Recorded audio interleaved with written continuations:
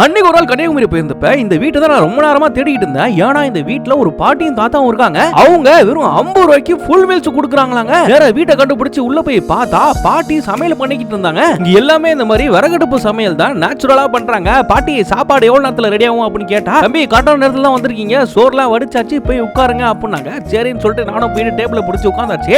தாத்தா ஃப்ரெஷ்ஷா ஒரு வாழையில கட் பண்ணி எடுத்துட்டு வந்து நம்ம கிட்ட கொடுத்துட்டு, இந்தப்பா கூட்டு பொரியல் எல்லாமே வைக்கிறேன், சுட சுட சோறு இருக்கு, அதையும் எடுத்துட்டு வரேன் அப்படின்னு சொல்லிட்டு நல்லா ஆவி பறக்கிற சோறை ஒரு பிளேட் எடுத்துட்டு வந்து நம்மளோட தட்டுல வச்சாரு. ரைஸ் பார்த்தா நம்ம ரைஸ் இல்லங்க, கேரளா ரைஸ், நல்லா பெருசு பெருசா இருந்துச்சு. ஃபர்ஸ்ட் டைம் கன்னியாகுமரி வந்திருந்தா நானே என்ன அந்த ரைஸ் வைக்கிறீங்கன்னு கேட்டிருப்பேன். ஆனா கன்னியாகுமரியில நிறைய இடத்துல இந்த மாதிரி கேரளா ரைஸ் தான் கொடுப்பாங்க. தம்பி மீன் சாப்பிடுறீங்களா, வைக்கவா அப்படின்னு கேட்டாப்ல. எவ்வளவு தாத்தா மீன் அப்படின்னா, 20 ரூபாய்க்கு 2 மீன் வரும்பா அப்படின்னாப்ல. 2 மீன் தானான்னு கேட்டா, இந்த உனக்காக இன்னொரு மீன் எக்ஸ்ட்ரா வைக்கிறேன் சாப்பிடு அப்படின்னு சொல்லிட்டு சுட சுட மீன் குழம்பு எடுத்து சோத்துல ஊத்தி கொடுத்தாப்ல. இதாங்க ரசம் இருக்கு, சாம்பார் இருக்கு, மோர் இருக்கு, என்ன வேணுமோ ஊத்தி எவ்வளவு வேணாலும் சாப்பிடுங்க அப்படின்னாப்ல. சரின்னு சொல்லிட்டு அந்த மீன் குழம்பு கூட அந்த ரைஸை பிசைஞ்சு எடுத்து சாப்பிட்டு பார்த்தேன் பாருங்க. அடடடடா, அந்த கேரளா அரிசிக்கும் அதுக்கும் சும்மா சூப்பரா இருக்குங்க சாப்பாடு.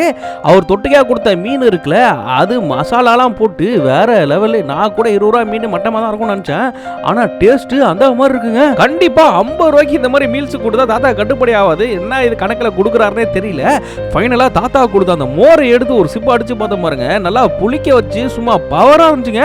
அது குடிச்சதுக்கு அப்புறமா சும்மா கேர் ஆயிடுச்சு. மொத்தத்தில் இன்னைக்கு தரமான சாப்பாடு. உங்க ஊர்ல சாப்பாடு என்ன ரேட் விற்கிறாங்க அப்படிங்கறத கமெண்ட் பாக்ஸ்ல கமெண்ட் பண்ணி விடுங்க.